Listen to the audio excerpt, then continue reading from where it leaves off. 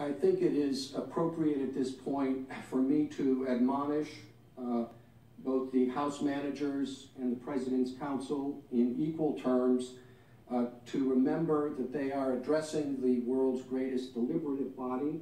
At that point, lawmakers were grappling with the trial's ground rules. Voting along party lines, the Republican-controlled Senate rejected those calls to allow the subpoena of additional witnesses and new documents. After both sides make their arguments, the issues may come up for another vote. Still under pressure from at least one moderate Republican, Senate Majority Leader Mitch McConnell made some last-minute handwritten changes, allowing each side 3 days for opening statements instead of 2. The Senate will convene as a court of impeachment, with all 100 senators serving as jurors required to watch in silence. All persons are commanded to keep silent on pain of imprisonment.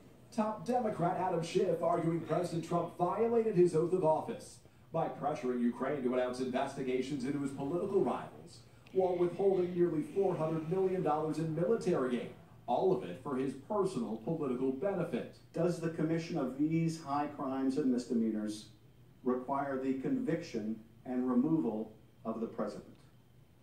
We believe that it does.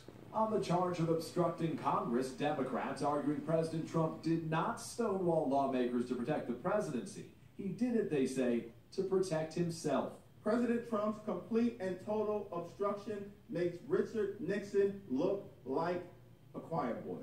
The president's lawyers, who were not a part of the House hearings, for the first time making their case at the Capitol, attacking the impeachment process as illegitimate. Believe me, what has taken place in these proceedings is not to be confused with due process.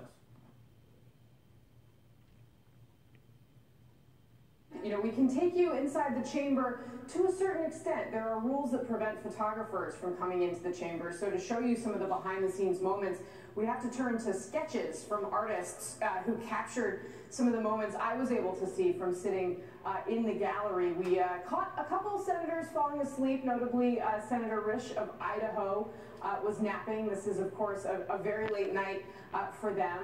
Mitt Romney, one of those moderates we're watching, taking very careful notes throughout. But some of the president's allies, like Lindsey Graham, seemed to slump back in their chairs, looked maybe a little bit bored. There also, you know, is the day-to-day life of trying to get through this while you are on camera on the Senate floor. Some senators caught wearing Apple Watches on the floor. There's technically a ban on electronics. We've talked about how they have to put their phones in cubbies.